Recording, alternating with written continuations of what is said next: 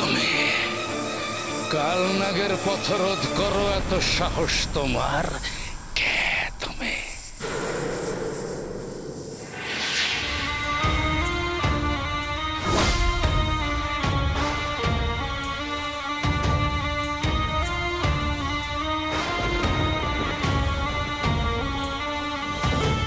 কৃষ্ণনাগ,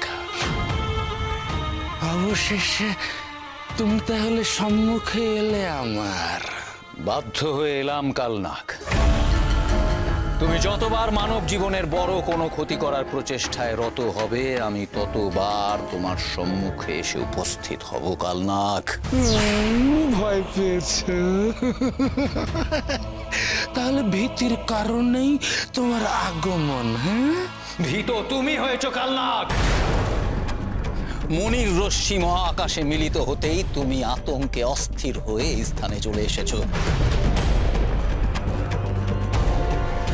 এই রশ্মির রহস্যের উৎস অনুসন্ধান করতে এসেছো, তাই তো?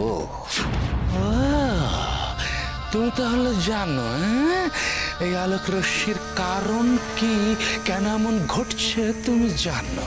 যা ঘটার কথা ছিল তাই ঘটছে কালনাগ, আর এই ঘটনা রোধ করার ক্ষমতা কারণ নেই। তুমি বৃথা প্রচেষ্টা করছো কালনাগ।